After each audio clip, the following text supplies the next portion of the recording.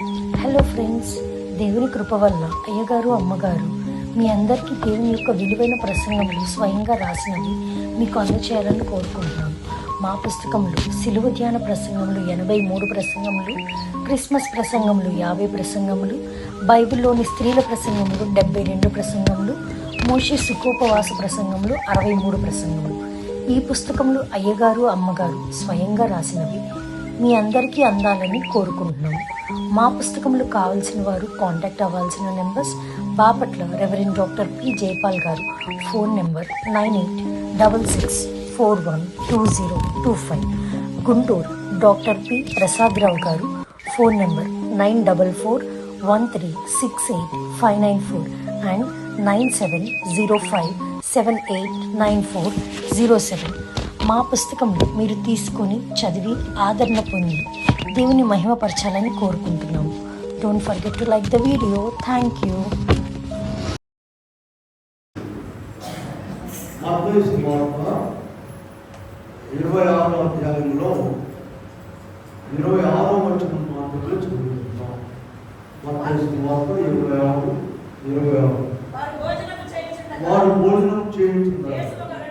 యేసు ఒక రొట్టె పట్టుకుని దాన్ని ఆశీర్వదించి విరిచి తన శిష్యులకు ఇచ్చి, మీరు తీసుకొని తినండి, ఇది నా శరీరం అని చెప్పాము. ప్రార్థన చేసుకుందాము.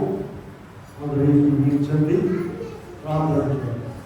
మేము మాట్లాడి దయగా దేవాలయం వరకు మీ మహిమను బట్టి, కృపను బట్టి, పాటల ద్వారా, జగన్ వారికి ఇచ్చిన ఆరాధన ద్వారా, స్థితుల ద్వారా మహిమ పొందిన తండ్రి, ఇదిగో ఇప్పుడు ఈ మాటలు విలువరుచున్నాం. మీరు మాకు ఏర్పాటు చేసినటువంటి సంస్కార మూల్య నిధులు ప్రవేశించబోయే ముందుగా మేము మీ ఆత్మ ద్వారా ఈ మాటలు విలువరుచున్నాము. నాకు మాకు మాట్లాడమని వాక్యమై నేర్చున్నాము. ఇంటి పెట్టుకుని ప్రార్థిస్తున్నాము. రక్తంబునాపైకి ప్రవహించుచున్నది, రక్షకా నీకు స్తోత్రం. భక్తితో ఈ కదా భాగ్యంబు గైకొను, భాగ్యమేమో స్తోత్రము. నీ ప్రేమ, నీ దయ, నీ జాలి, నీ మనసు, నీవు కార్యమునగలరు. నీ ప్రభావం మెల్ల నీ ప్రయాసములోనే నెగడుచు కనపడగలరు. రక్తము నాపైకి ప్రవహించుచున్నది, రక్షకా నీకు స్తోత్రం. భక్తితో ఈ కదా భాగ్యము గైకొను, భాగ్యమిమ్ము స్తోత్రము. వాక్యభాగంలో మనం చదువుకున్నటువంటి భాగం చూడండి. ప్రభు ఎంతో ప్రేమించి మనలను మందిరంలో తీసుకొచ్చారు. మనము కాదు, ప్రభే తీసుకొచ్చారు. వాక్యను జాగ్రత్తగా వినాలి, ప్రకటించుకోవాలి. మత్తయి సువార్త 26 చదివాము. వారు భోజనం చేయుచుండగా ఒక రొట్టెను పట్టుకుని ఆశీర్వదించి విరిచి తన శిష్యులకు ఇచ్చి, మీరు తీసుకొని తిరిగి ఇది నా శరీరం. ప్రియమైన దేవుని బిడ్డలారా, ప్రభు నామం నాకు ఉపాసమాధానము దేవుడి మీకెళ్ళను అనుగ్రహించునుగా. ఆమేన్. యేసుక్రీస్తు ప్రభు సమస్త మానవాళికి కావలసినటువంటి ఆహార పదార్థాలు, సమస్త సౌకర్యాలు అన్నీ కలిగించి, అంటే కలిగించండి. ఇంకొక మాట కూడా చూడండి, జనాభా పెరిగిపోతూ ఉన్నారు. ఆయన అందరం కలిసి ఒక భోజన బల్ల ఏర్పాటు చేశాడండి. మొత్తం ప్రపంచ జనాభా అందరికీ భోజనపు బల్ల మీద పదార్థాలు తింటూ ఉంటే అయిపోతుంటే మళ్ళీ ఇంకా ఆయన తీసుకొచ్చి పెడుతూ ఉన్నాడు. ఇంట్లో ఎలాగైతే పిల్లలు భోజనం చేస్తుంటే ఇంకా తీసుకొచ్చి పెడతారు, అలాగూ ఇన్ని కోట్ల మందికి కావలసిన ఆహారం ప్రవహిస్తున్నారు. ఈ ఆహారం ఇచ్చేటువంటి జీవాధిపతి ఇవన్నీ చాలమని ఆయన శరీర రక్తములనే మనకు ఆహారంగా ఇచ్చారు. ఇక్కడ మనం చూసినట్లయితే ఈరోజు ఆయనే జీవాహారం. చూడండి, యేసుక్రీస్తు ప్రభు ఎక్కడ పుట్టాడు? బెత్లెహేములో పుట్టాడు. బెత్లెహేము అనేటువంటి ఆ ఊరికి అర్థం ఏంటో తెలుసా? రొట్టెల ఇల్లు లేక ఆహార గృహం అని పేరు. ప్రభు రాస్తుంది.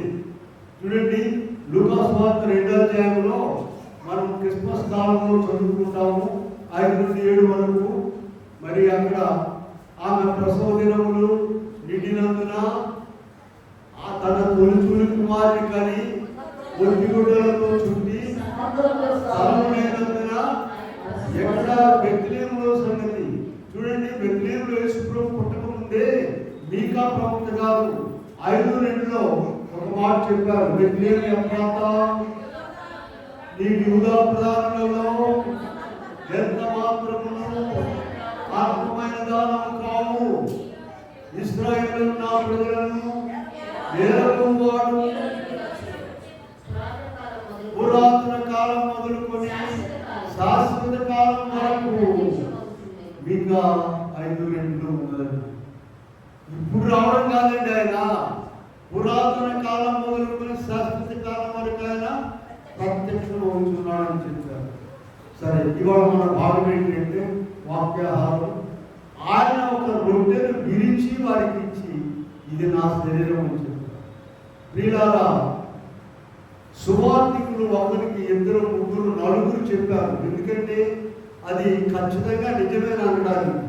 చూడండి, మనం మత్తయి సువార్తలో చదివాము, లూకా సువార్తలో చూసుకున్నాం 22వ అధ్యాయంలో 19వ వచనంలో కూడా చూసినట్లయితే 22:19 ఒక రొట్టెను పట్టుకొని కృతజ్ఞతాస్తుతులు చెల్లించి దాన్ని విరిచి వారికి ఇచ్చి ఇది నా శరీరం అని చెప్పారు.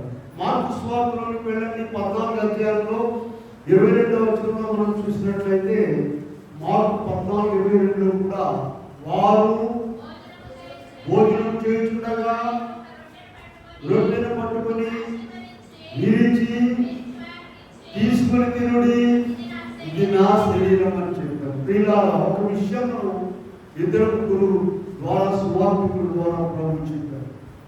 ఎవరు విరిచారు ఈ రొట్టెను చెప్పండి? ఆయనే విరిచారు. ఏం చెప్పారు? ఇది నా శరీరం అని చెప్పారు. ప్రియులారా, ఇప్పుడు యోహాను సువార్తలోకి వెళ్దాం. చూడండి, ఆయనంతటా ఆయనే వచ్చి శ్రమలకు అప్పగించుకున్నారు ఆయన శరీరము. యోహాను 10వ అధ్యాయంలో 17, 18 వచనాలు చూద్దాం. 10వ అధ్యాయంలో, నేను దానిని మరలా తీసుకున్నట్టు నా ప్రాణమును పెట్టుచున్నాను. ఇందువల్లనే నా తండ్రి నన్ను ప్రేమించుచున్నాడు. 18వ వచనం చూద్దాం.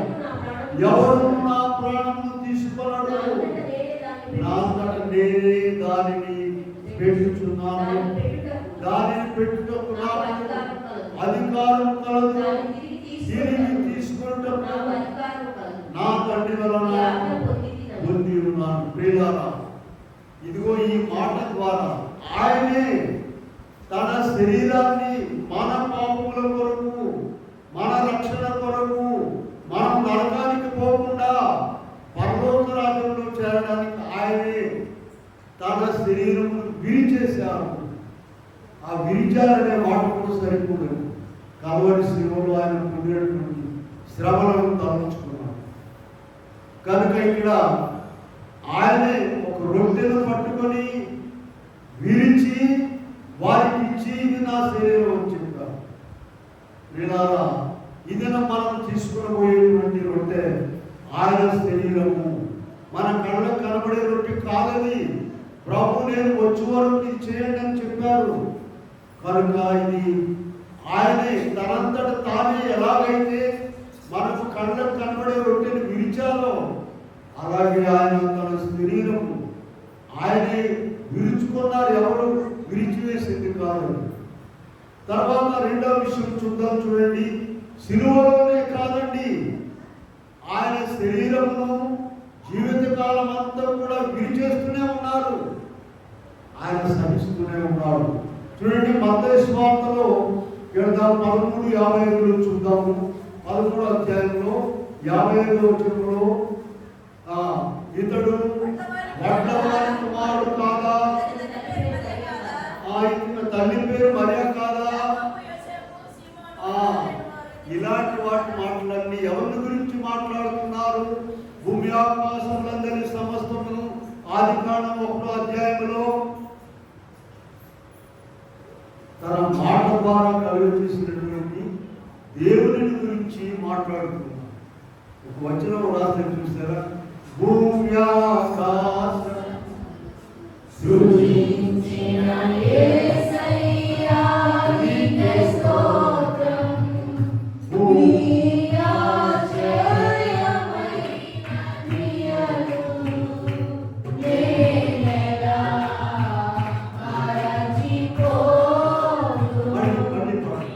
భూమి ఆకాశమును సృజించిన యేసయ్యా నీకే స్తోత్రం, నీ ఆశ్చర్యమైన క్రియలు నేనెలా మరచిపోదును. కొద్దిగా పొడి భక్తి కలిగిన వారికి ఒక అనుమానం వస్తుంది. ఇక్కడ ఏంది, యేసు ప్రభు భూమి ఆకాశాలు కలుగు చేశాడా? అమ్మా, ఎవరు కలుగు చేసింది? యెహోవా దేవుడు. ఆయనే శరీరధారిగా వచ్చాడు. అటువంటి ఆయనను మరియ కుమారుడు కాదా, వడ్లవారి కుమారుడు కాదా? ఈ మాటల ద్వారా ఆయన శరీరాన్ని విరిచేశారు జీవితకాలం అంతా కూడా. 12వ అధ్యాయంలోనికి వెళ్ళండి, మత్తయి సువార్తలోనే 12:24 ఏముందో చూద్దాం. దయ్యములకు అధిపతి అయిన దయ్యములను వెళ్ళదు. వీళ్ళు కూడా ఒక దయ్యమే. దెయ్యాలకు ఈయన ఎలా కనపడుతున్నాడమ్మా? దెయ్యాలకు దెయ్యంలాగానే కనపడుతున్నాడు. దయ్యములకు అధిపతి అయిన అలాగే 11వ అధ్యాయంలోనికి వెళ్దాం. మత్తయి సువార్తలోనే 11:19 చూద్దాము. మనిషి కుమారుడు వచ్చెను కనుక తిండిపోతూ, ఎవరి ఇష్టమైన పేరు, తిండిపోతూ త్రాగుపోతూ అంట. సమస్త మానవులకు ఆహారం ఇచ్చినటువంటి దేవుడు ఏమంటున్నారమ్మా? తిండిపోతూ అంటున్నారు. ఎవరు తిండిపోతుంది చెప్పండి? తిండిపోతూ అంటారు.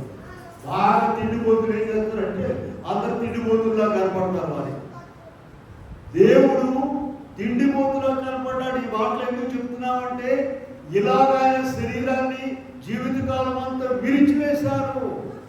ఆయన విరిచివేయనిచ్చాడు. ఒక్క మాట కూడా మాట్లాడు. ఇందాక మనము యెషయా 53వ అధ్యాయంలో 6-7 వచనాలను చదువుకున్నాము.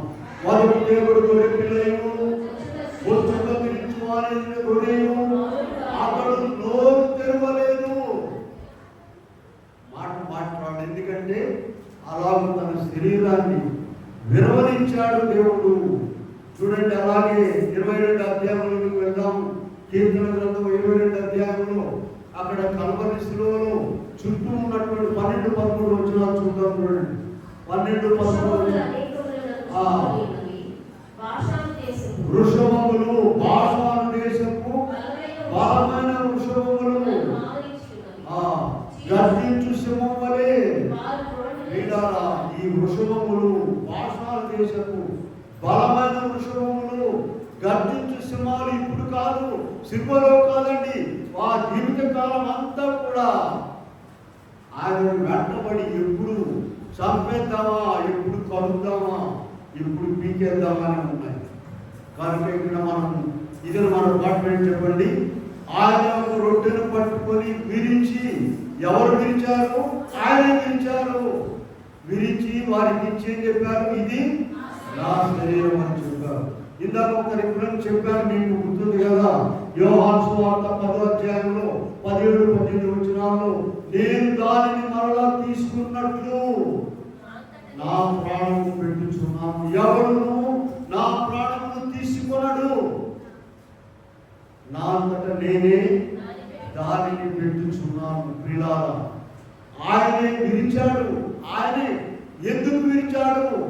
మన పాపముల నిమిత్తము, మనం నరకానికి పోకుండా ఉండడానికి, మన మోక్షానికి వెళ్ళడానికి, మనం నీతిమంతులుగా ఉండడానికి, చీకట్లో ఉన్న మనము ఆయన వెలుగులోనికి రావడానికి ఆయన శరీరాన్ని విరిచాడు.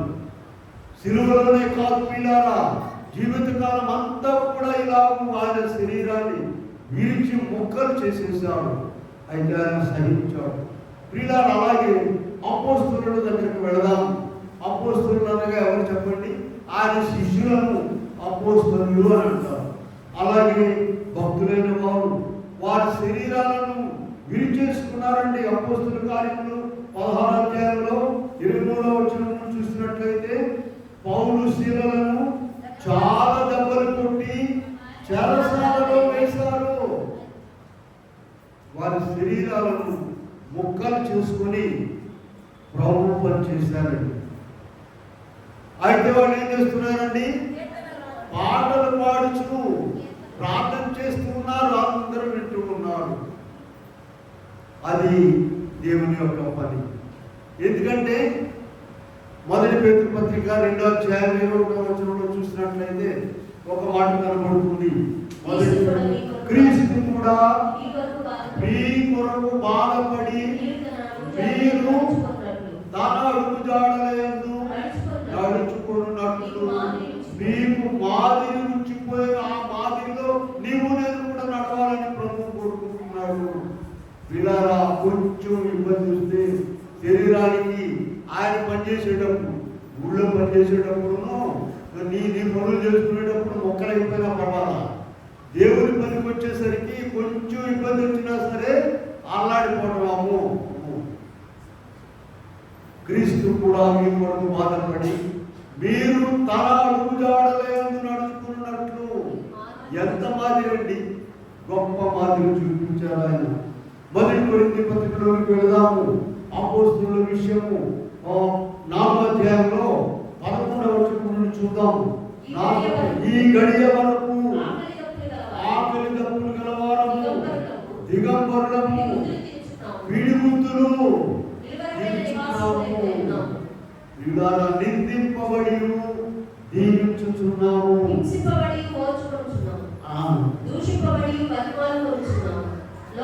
చూసారా, వారి శరీరాలను దేవుని పని కొరకు వాక్యాలు ఎందుకు రాయించారంటే, నీవు కూడా దేవుని పని విషయమై కొంచెమైనా కష్టపడుతున్నావా? నీ వల్ల నీవే కష్టపడుతున్నావు. ఆలోచించుకోవాలని ప్రభు ఇదిగో ఆయన తన శరీరాన్ని మన కొరకు విరిచారు, విరిచి వారికి ఇచ్చారు. నీవు ఆయన పని కొరకు, ఆయన మహిమ కొరకు నీ శరీరాన్ని నువ్వేమైనా పాడుకుంటున్నావా? 2వ కొరింథీ పత్రికలోకి వెళదాం, చూద్దాం. చూడండి, పౌలు గారు మాట చెబుతున్నారు 11వ అధ్యాయంలో 23వ వచనంలో చూస్తే 2వ కొరింథీ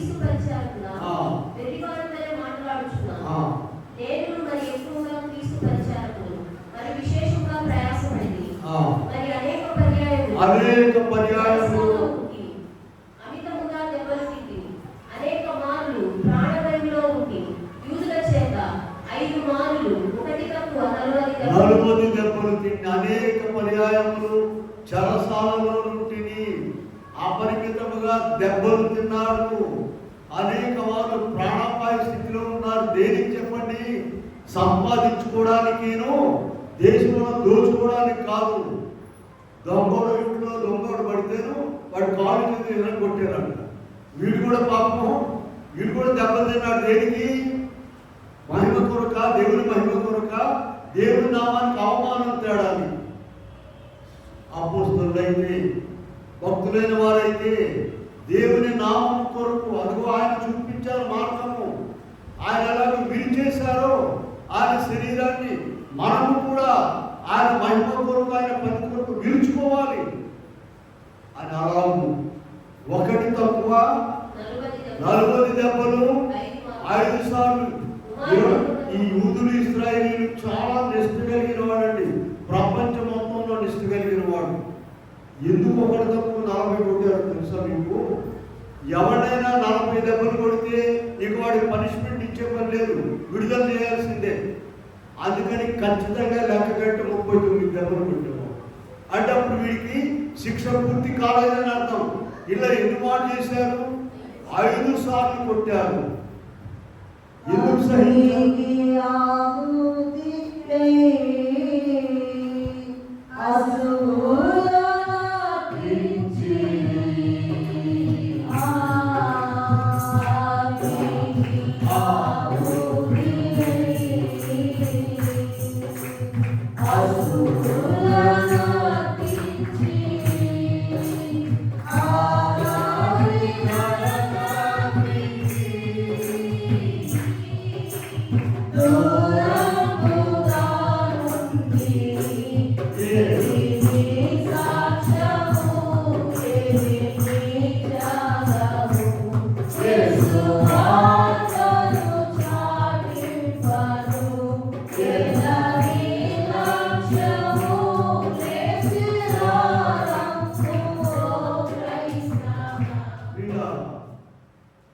ఇలాగూ ఆయన కొరకు జీవించారు కనుక ఈ గ్రంథంలో రాయబడింది.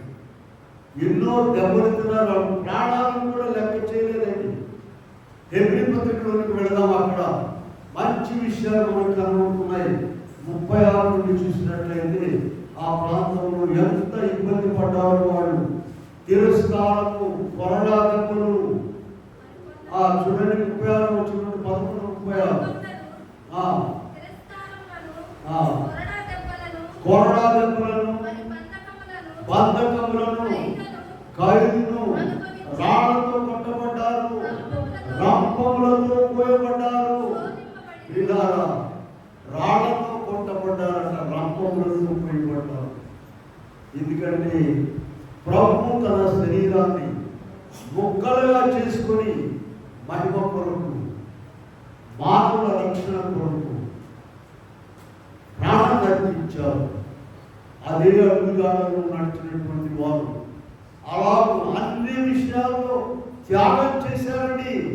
వాళ్ళ ప్రాణాలను కూడా లెక్క చేయలేదు. వినారా, అపోస్తలుల విషయాలు ఒక మాట వినండి. అపోస్తలులు 12 మంది శిష్యుల విషయాలు, వారి యొక్క చివరి దినాలు మనం ఒకసారి చూసినట్లయితే బహు భయంకరంగా ఉంటాయి. పౌలు గారు అయితే మోకరించి ప్రార్థన చేస్తుంటే తల నరికేశారు.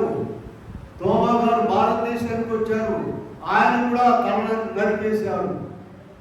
ఎందుకని వారు అలాగూ ప్రభు కొరకు పనిచేశారు. ప్రభు ఎలాగైతే నడిచారో వారు కూడా అలా నడిచారు. ప్రభు ఇక్కడ అక్షరార్థములు రొట్టెలు విరిచారు ఆయనే. అలాగే తన శరీరాన్ని మన కొరకు, మన పాపముల కొరకు ఆయన అలా విరిచి మనకు రక్షణించారు. నీవు నేను కూడా ఇంతకు 1 పేతురు 2:20 చదివాము. ఆయన అడుగుజాడలలో మనం నడుచుకోవాలని, మనము క్రీస్తు వలె, అపోస్తలుల వలె మనము కూడా అలాగూ మన శరీరాలను చూడండి. రోమపత్రికలోకి వెళ్దాం. చూడండి ఒకసారి. అతను బయట ఉన్న వాళ్ళందరూ చూడండి. రోమపత్రికలో మనం ఏం చేయాలో ఉన్నది అక్కడ 12 అధ్యాయంలో మైకులో చదువు.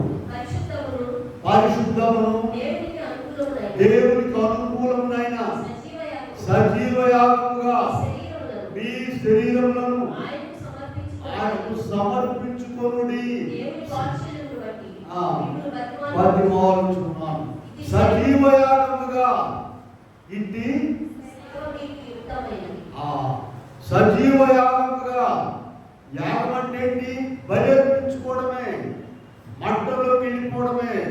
ఒక జంతువును నరికి మంటలో వేస్తారు, అదే బలి. అలాగే మీ శరీరములను దేవుని కొరకు సమర్పించుకోండి అని ఇక్కడ చక్కగా వాక్యం కనబడుతున్నది. ప్రియులారా, ఫిలిప్పీయులకు రాసిన పత్రిక 2వ అధ్యాయంలో చూస్తే 21వ వచనంలో ఒక మాట ఉన్నది. 2:21 ఫిలిప్పీయులు అందరూ తమ సొంత కార్యములనే చూచుకుంటున్నారు కానీ ఫిలిప్పీ 2:21 ఒకటికి 2-3 సార్లు ఎందుకు చెప్తామంటే ఆరాధనలో కూడా నేను చెప్పిన తర్వాత మళ్ళీ వాళ్ళు కూడా చెప్పుకుంటున్నాను. ఎందుకంటే నేను చెప్పినా వాళ్ళు చెప్పినా నలుగురు చెప్పినా ఇంకా చేస్తూనే ఉంటారు. ఎందుకంటే ఆదివారం నాడే అది పట్టుకునేది బయటలు, తర్వాత పట్టుకుంటే కాలిపోతారు. వెళ్ళి ఇక్కడ పడితే వచ్చే ఆదివారమే పట్టుకునేది బయట. ఇలా లోకంలో పాపంలో అంధకారంలో మాకు దేవుడు చేయలేదు, ఏం చేయలేదు. వీళ్ళు ఇంటికి వచ్చి అవునా చెయ్యాలి, నువ్వు ఇంటికాడ పడుకుని. ఎన్నిసార్లు చెప్తున్నావు తెలుసా? ఆరాధనలో 3 పాఠాలు చదివేటప్పుడు నేను 2 మాటలు చెప్పి వాళ్ళని కూడా చెప్పుకుంటున్నాను. ఎవరైనా విన్నవాళ్ళని 10 పాటలు ఎదుర్కొంది, ఆయన ఒకసారి ఈయన ఒకసారి. మీరు ఇక్కడ నుండి చూస్తే కనబడుతుంది, ఇంకా చేస్తానే ఉంటారు. మత్తయి సువార్త చెబితేనేమో ఆ పాత నిబంధనలో చెబితేనేమో కొత్త నిబంధన. ఎందుకని ఇట్లా ఆదివారం నాటికి తీసేది, లేకపోతే సరితలు ఇంట్లో తలకాయ బాగా బయట వీళ్ళ దాన్ని జయించాలి. వాక్యం బాగా చదవడం ద్వారా సాతాను ఇంట్లో నుంచి వెళ్ళిపోద్ది, ప్రార్థన బాగా చేయడం ద్వారా సాతాను వెళ్ళిపోతుంది. కనుక ఇక్కడ మనం చూసినట్లయితే ఫిలిప్పీ 2:21 ఏముందో చూడండి. 2వ అధ్యాయం 21వ వచనంలో అందరూ తమ సొంత కార్యములనే చూచుకుంటున్నారు కానీ యేసుక్రీస్తు కార్యములు చూడరు. ఎక్కడున్నాయండి యేసుక్రీస్తు కార్యములు? ఆయన ఉన్నాయి, మందిరంలో ఉంటాయి, దేవుని చేసేవాడికి ఎక్కడైనా ఉంటాయి. ప్రియులారా, మనం పరిమితి విధించుకొని ఉంటున్నాం. కానీ అలాగే ఇక్కడ క్రీస్తు ప్రభు నీ రక్షణ కొరకు శరీరాన్ని ఒకసారి విరిచేశారు, కానీ మరలా నీవు విరవకూడదు ఆయన శరీరాన్ని. హెబ్రీ పత్రికలోకి వెళ్దాం చూడండి. 6వ అధ్యాయంలో ఆయన తనంతట తాను ఒక్కసారి తన శరీరమును మన రక్షణ కొరకు విరిచివేశారు. హెబ్రీ 6:4 నుండి మనం చూస్తే ఒక్కసారి వెలిగించబడి పరలోక సంబంధమైన రుచి చూచి పరిశుద్ధాత్మలో పాలివారై దేవుని దివ్యవాక్యమును రాబోయే సంబంధమైన శక్తుల ప్రభావమును అనుభవించిన తర్వాత తప్పిపోయిన వారు దేవుని కుమారుని మరలా సిలువ వేయించు ఆహాటముగా ఆయనను అవమానపరుచుతున్నారు. కనుక మారు మనసు పొందినట్లు అట్టి వారిని నూతనపరచుట మరలా సాధ్యం. వీళ్ళు ఒకసారి సిలువేశాడు ఆయన, ఒక్కసారే. మనకు అంత ఓపిక లేదు. కానీ హెబ్రీ పత్రిక 9వ అధ్యాయంలోనికి వెళితే ఆ ఒక్కసారి అనే మాట ఎంతో చక్కగా ఉంచున్నాడు. 9వ అధ్యాయం 25వ వచనంలో ప్రధాన యాజకుడు సంవత్సరానికి ఒక్కసారి తనని కాలి రక్తాన్ని తీసుకొని పరిశుద్ధ స్థలంలోనికి వెళ్ళి అందరి పాపాల కొరకు అక్కడ ప్రక్షాళన చేస్తారు. అలాగే 20వ వచనం చూడండి, 26 చూద్దాం. ఆయన తను తానే బలిగా అర్పించుకొని పాప నివారణ కొరకు ఒక్కసారి ప్రత్యక్షపరచబడెను. 27వ వచనం చూద్దాం. 9వ అధ్యాయం. మనుషులు ఒక్కసారి వృద్ధి పొందవలెను. తర్వాత ఏమొస్తుందంట? ఆ 28వ వచనం చూసుకున్నాను. అలాగనే క్రీస్తు కూడా అనేక పాపములు భరించుటకు ఒక్కసారి అర్పింపబడి తన కొరకు కనిపెట్టుకుని వారి రక్షణ నిమిత్తము రెండవసారి ఆయన ఒక్కసారి ఈ ఆత్మీయము ఈ అంతరాత్మకు తెలియకుండా నన్ను ఏం చేసినా సరిపోతుందిలే, నన్ను ఎవరు పట్టించుకోలే అని అనుకునేటువంటి వారికి శిక్ష తప్పదు. పిల్లారా, లోకములు ఎంతో మంది ఉండగా నిన్ను దేవుడు ఏర్పరచుకున్నాడు. ఆయన బిడ్డగా నీకు పేరిచ్చాడు. ఆయన నీ ఇష్టం వచ్చినట్టుగా ఉండడానికి కాదు.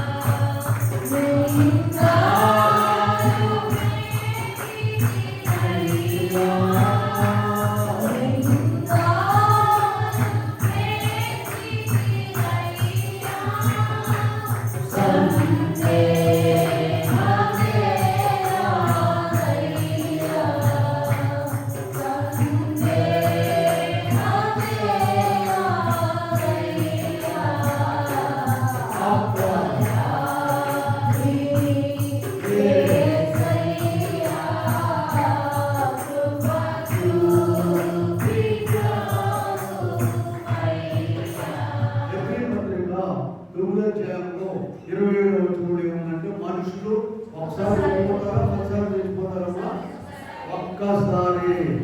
అలాగే 28వ వచనంలో క్రీస్తు కూడా అనేకుల పాపములు భరించుచు ఒక్కసారి అర్పించబడ్డాడు. ఈ విషయాన్ని అర్థం చేసుకుని అవగాహన చేసుకుని నా పాపములన్నీ క్షమించబడ్డాయి, ప్రభు నన్ను రక్షించాడు, క్షమించాడు అని ఇకను పాపం చేయకుండా ఉండాలి.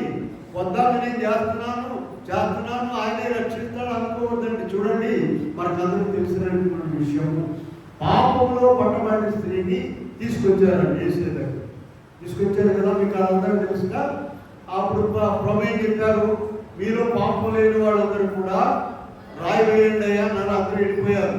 అప్పుడు ప్రభు ఆమె ఏం చెప్పాడు, అమ్మ ఎవరు రాయి వేయలేదా నీ మీద, వీళ్ళు ఇక్కడ పాపం చేయలేదు. ఒక్క మాటే చాలా తిట్టి చెంపలు వాయించిన కూడా ఎవరేమన్నా చేసే ఏదన్నా అట్లా ఇకను ఆమె ఇకను పాపం చేయకుండా ఉన్నది కనుక గ్రంథంలో.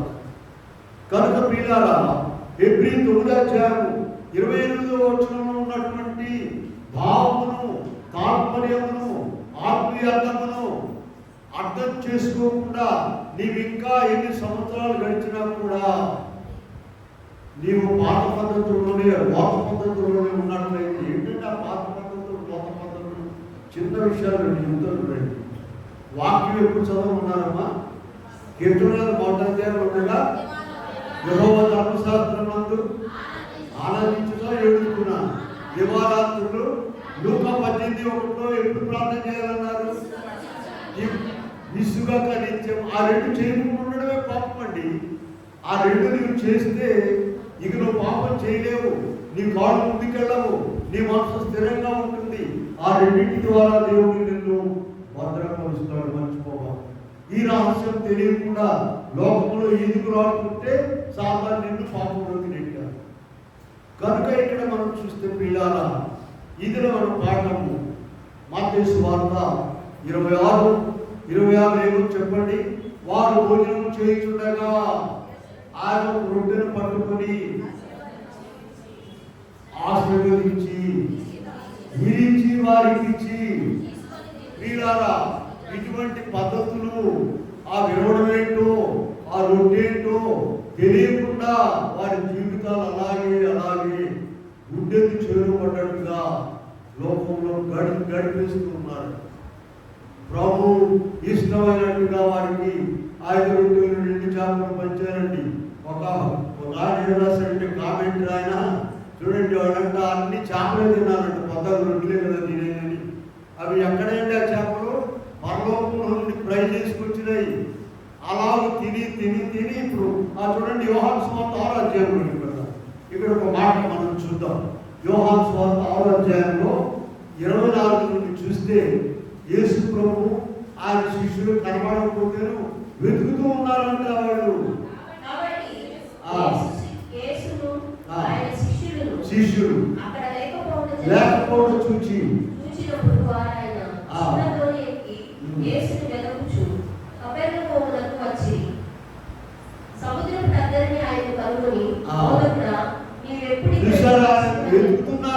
వెతుకుతున్నారంట.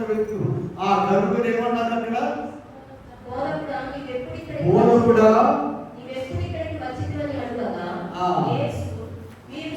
అప్పుడు యేసయ్య ఏమన్నాడో చూడండి, మీరు సూచనలు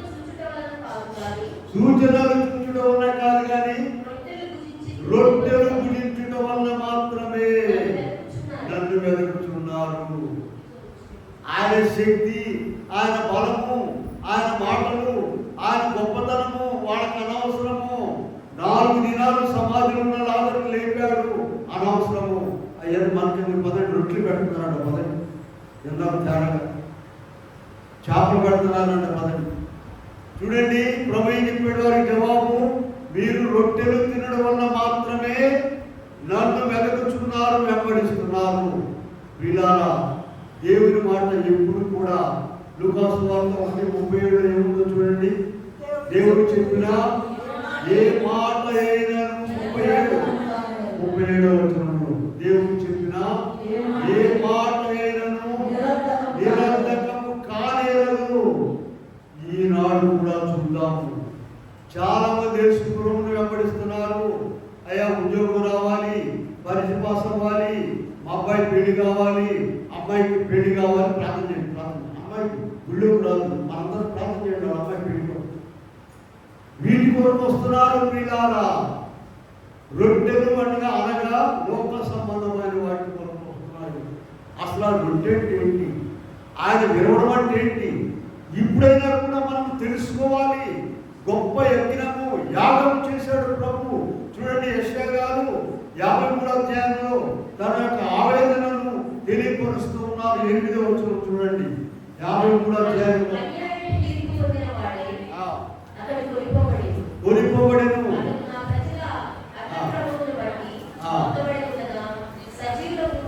సజీవుల భూమిలో నుండి అతడు కొట్టివేయబడెను. ఆయనను అతని తరము వారిలో ఈ సంగతి ఆలోచించిన వారెవరు? సరే, ఎంత గొప్ప ప్రశ్న దేవుడు ఇక్కడ వేస్తున్నారు. సజీవుల భూమిలో నుండి అతను కొట్టివేయబడెను, ఆయనను అతని తరము వారిలో ఆలోచించిన వారు. ప్రియులారా, నీవు నేను ఆలోచించడానికి దేవుడు ఇక్కడ తీసుకొచ్చారు. ఈ మాటలు వినిపిస్తున్నారు. క్రైస్తవునిగా నేను చేశాడు, పరిశుద్ధ గ్రంథం నీ చేతికి ఇచ్చాడు. ప్రియులారా, భూమి మీద దేవుని మాటలు కలిగిన ఏకైక పుస్తకము నీ చేతిలో ఉన్న పరిశుద్ధ గ్రంథం మాత్రమే. మిగిలినవన్నీ కూడా ఏదో రాశారు. ఇప్పుడు చూడండి, ప్రసంగాలు ఎక్కువైపోయి, మెడిసిన్స్ ఎక్కువైపోయి, సెల్ ఫోన్ వెలిగించాడు, 10 రోజులు ప్రసంగం చేసేవాడు. దొంగతుందంటే ప్రసంగము, మోసం చదువుకునే ప్రసంగం, 10 రోజులు కూడా ఒకటే పెరిగిపోయినాయి. కానీ భూమి మీద దేవుని మాటలు గల ఏకైక పుస్తకము చూడండి. ఎంతంటే పైకి చూపించండి. అందరు కూడా బైబిల్ లేని వాళ్ళు అక్కడ ఎత్తుతారు, ఉన్నాయా? అందుకని దీన్ని ఏం చెప్తారు? పఠింప శ్రేష్ఠ గ్రంథం పాడు. పఠింప శ్రేష్ఠ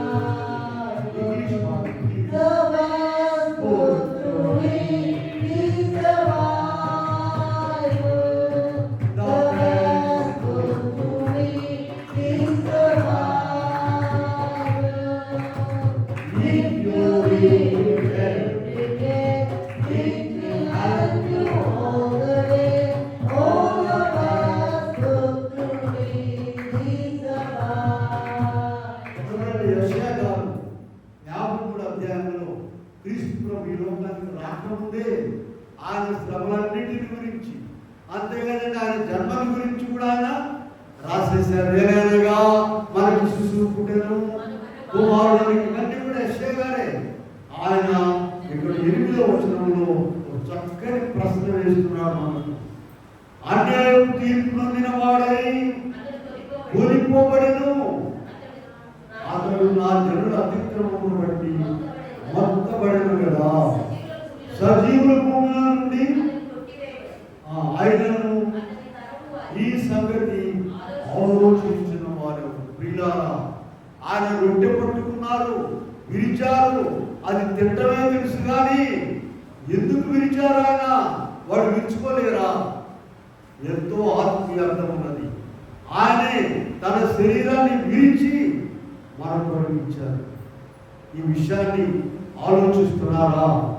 అందుకని ఇక్కడ యోహాను సువార్తలో 6వ అధ్యాయంలో 24 నుండి మనం 26 వరకు చూసినట్లయితే, యేసు ప్రభు శిష్యులు కనబడినందున వాడు వెతుకుతూ తోలలేసుకొని వెతుకుతూ ఉన్నారట. ప్రభు ఒక మాట చెప్పాడు వారిని, మీరు సూచనలు చూచుట వలన కాదు, కానీ రొట్టెలు భుజించుట వలన నన్ను వెతుకుతున్నారు. అయ్యా, చాలా పనులు ఉన్నాయి, ప్రార్థన చేయండి. ఈ మిగతా కాలంలో ప్రార్థన చేయండి. వారి జీవిత కాలం అంతా 24 గంటలు ప్రార్థన చేసి ప్రభు కొరకు జీవించిన వారు ఉన్నారు. అంత మాత్రం నేనేదో ఒక బాగా ప్రార్థన చేయవా, బాగా వాక్యం చదువుకోవటానికి రా, తీయ కట్టకుండా మందిరానికి రా, నీ కేంద్ర మంత్రి అవుతావు అనుకున్నావా? వీళ్ళారా కేంద్ర మంత్రి నరగానికి పోతాడు, నువ్వు కూడా వెళ్తావు. ప్రభువులో ఉండడానికి, ప్రభుత్వం ఉండడానికి ఇక్కడ ఈ లోకంలో ఎవరికి లేని సంతోషము, ఆనందం నీకు ఇవ్వడానికి దేవుడికి నేర్పించుకున్నావు. కనుక ఈ విషయాలను మనం గొప్పగా ఈనాడు కూడా అనేక మంది క్రీస్తు ప్రభువును వెంబడిస్తున్నారు. భూ సంబంధమైన, శరీర సంబంధమైన ఆలోచన నెరవేర్చుకోవడానికి, పనులు కావడానికి అసలైన విషయం ఏంటో తెలుసా? ఆయన రాజ్యంలో నీవు చేరాలని, నరకానికి నువ్వు పోకుండా ఉండాలని. వీళ్ళారా ఆ నరకం ఎవరి వరకు? మత్తయి సువార్త 25 అధ్యాయంలోకి వెళ్ళండి, ఒకసారి చూద్దాము. మత్తయి సువార్త 25 అధ్యాయంలో అక్కడ ఎడమ వైపు ఉన్న వారి గురించి, అప్పుడు ఆయన ఎడమ వైపు ఉన్న వారిని చూచి 41 వచ్చిన 25 అధ్యాయంలో, శపింపబడిన వాళ్ళారా, నన్ను విడిచి అపవాదికి వారి దూతలను నిత్యాగ్నిలోనికి పోవుడి. వీళ్ళారా ఎవరి కొరకది? అపవాదికి వారి దూతలకును సిద్ధపరచబడిన నిత్య. నీకేం పనండి? అపవాదికి వాడు దూతల కొరకు సిద్ధపరచడానికి నువ్వెందుకు పోతావు? ఎందుకు పోతావంటే నీవు భూమి మీద జీవించిన కాలం అంతా కూడా ఆ అపవాది పనులే అవే సరిపోయినాయి. వీళ్ళారా ప్రతి ఒక్కరు రేపు న్యాయస్థానంలో నిలబడాల్సి ఉంటుంది. ఎక్కడికి పోలేమని మనము ఆ ప్రభు సన్నిధిలో ఉంటాము. మన శరీరాలు అయితే పోతాయి కానీ ఆత్మలు ప్రభు దగ్గర ఉంటాయి. 2 కొరింథీ పత్రిక 5:10 మనం చూసినట్లయితే, 2 కొరింథీ 5:10 చూడండి ఒకసారి. ఎందుకనగా తాను జరిగించిన క్రియల చొప్పున అవి మంచివైనను సరే, చెడ్డమైనను సరే, దేహంతో జరిగించిన వాటి ఫలమును ప్రతివాడు పొందునట్లు మనమందరము ప్రత్యక్షం కావాలి. వీళ్ళారా ఎవరు కూడా నీతిమంతులు లేరండి. మన శక్తిని బట్టి, మన జ్ఞానాన్ని బట్టి, మన భక్తిని బట్టి మనం నీతిమంతులుగాను భక్తులుగాను తయారు కాలేదు. అందుకే దేవుడు కొన్ని చిన్న పంపించాడు. ఉదయాన్నే లేచి కొంతమంది మొహం కడుక్కొని వాక్యం చదువుకుంటారు. ఎంత గొప్ప మనసు మార్చుకుంటారు. వేడి నీళ్ళు తాగుతారు, ఇంకోటి తాగుతారు, అయినారు. వాక్యం మాత్రం చదువులు అలా కాదు. ప్రార్థన చేసుకుంటారు. భోజనం చేసేటప్పుడు ప్రార్థన చూడండి.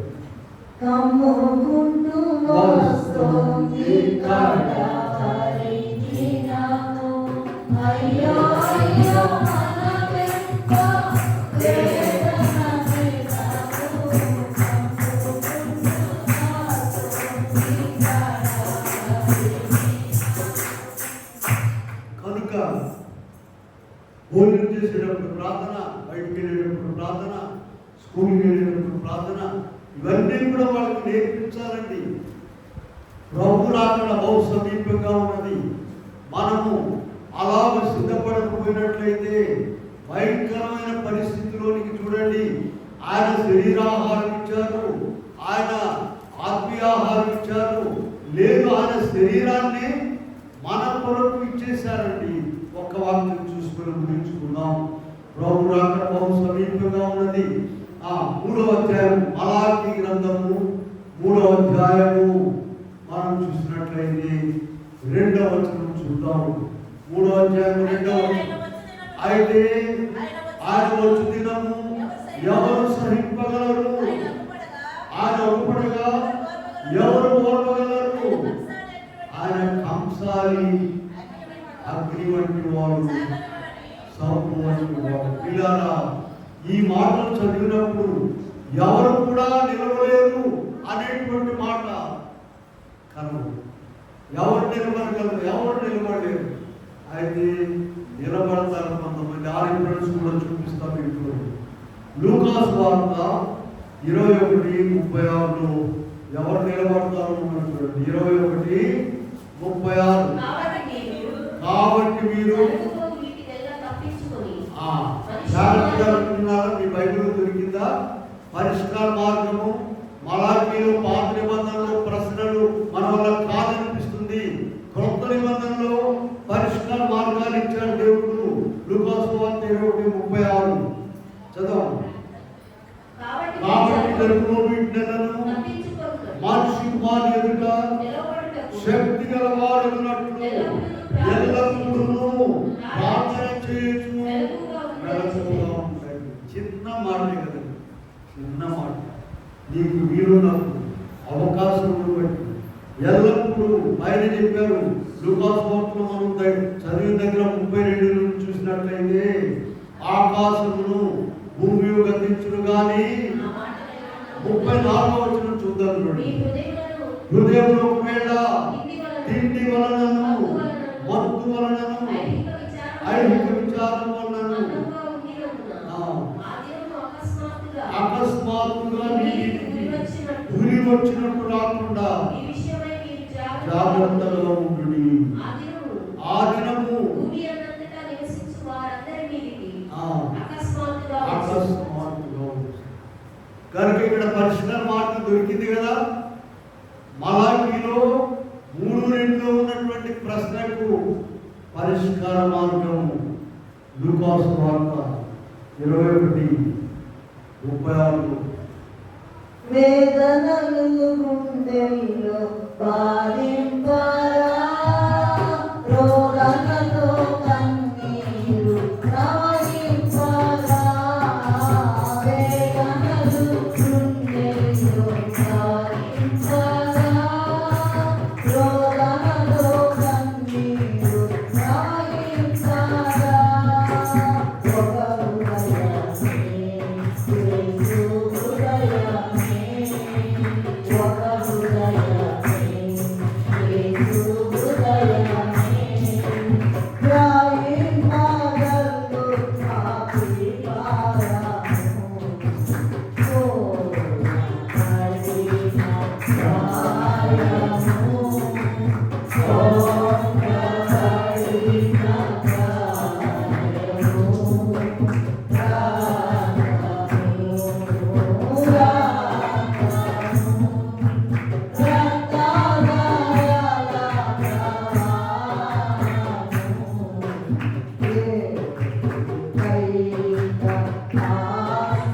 భారము, ఓ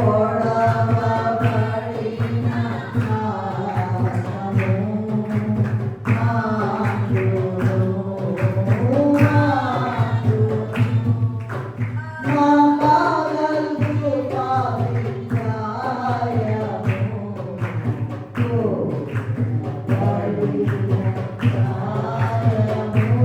కాయము.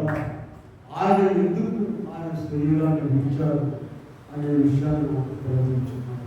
కనుక ఆ మర్మము మనకు తెలియాలంటే, మనం భక్తి మార్గంలో ముందుకు వెళ్ళాలంటే, నీకు మనసు నెమ్మది సమాధానం ఉండాలంటే ప్రతిదినము కూడా ప్రార్థన చేయాలి. మన పరిచర్యలో మేము చూపుతున్నదండి, ప్రతిదినం కూడా నీ ఇంట్లోని వాళ్ళందరూ కలిసి భోజనం చేస్తారు. తెలుసమ్మా, అబ్బాయి రాలేదు, పెద్ద అబ్బాయి రాలేదు, అలవాటు ఇంట్లో ఆయన రాలేదు ఉండండి, అందరూ కలిసి కూర్చొని చక్కగా భోజనం చేస్తారు. ప్రార్థన, కుటుంబం ప్రార్థన పూర్వకాలం చేసేవాడండి అందరూ. ఇప్పుడు ఒకడొకడు దొరకడం, అమ్మో ఇప్పుడంతా కూడా వేదావులు పండితులు ఆయన పలకరించలేము, ఈయన పలకరించలేము.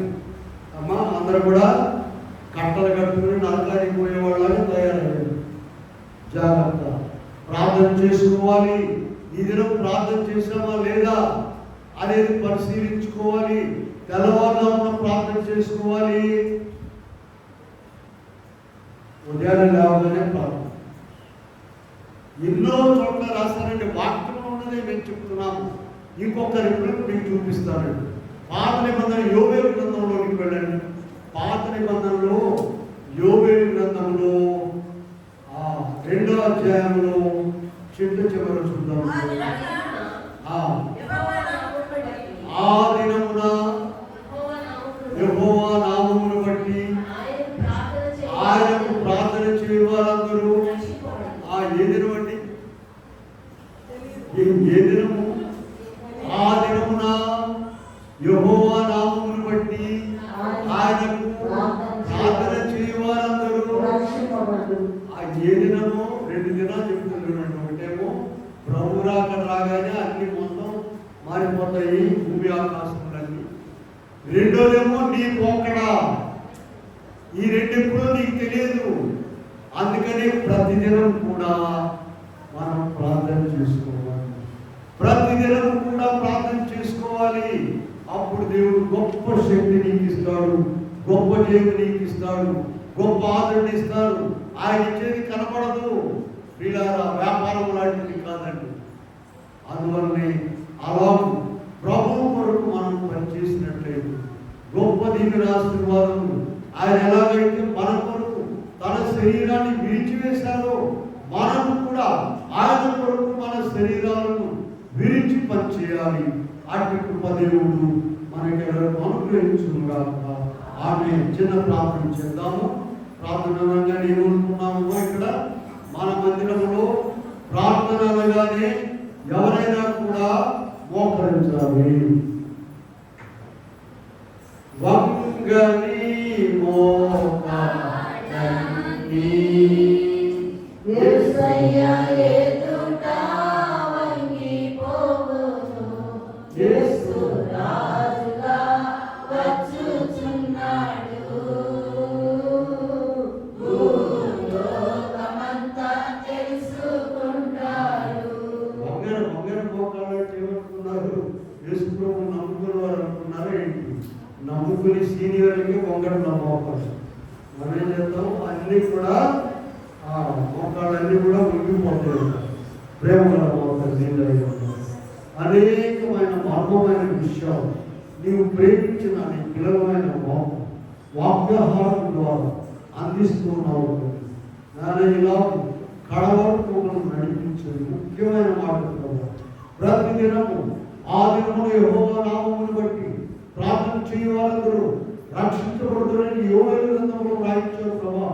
అలాగే లూకా సువార్త 20:36 జరుగుబో విజ్ఞానాలను తప్పించుకొని మనుషులు వారి ఎదుట నిలబడుటకు శక్తి గలవారు అన్నట్లు ఎల్లప్పుడూ ప్రార్థన చేయొచ్చు, మెలకుగా ఉండని అనేక సార్లు రాయించారు. అలాగే బిడ్డలందరూ కూడా ప్రతిదినం ప్రార్థన చేసుకొని అన్నిటినీ జయించే శక్తి దయచేయమని యేసు నామములో వేడుకొని ప్రార్థిస్తున్నాము. ఆమేన్. అలాగే ప్రార్థన. హాయ్ ఫ్రెండ్స్, అందరికీ మర్నాత. మా వీడియోస్ మీకు ఎంతో ఆదరణ కలిగిస్తున్నాయని మేము నమ్ముచున్నాము. ఈ వీడియోని లైక్ చేయండి, మీ ప్రార్థనా అంశాలని మీ పేరుతో కామెంట్ చేయండి, షేర్ చేయండి, ముఖ్యంగా సబ్స్క్రైబ్ చేసుకోండి. Thanks for watching. అందరికీ మర్నాత.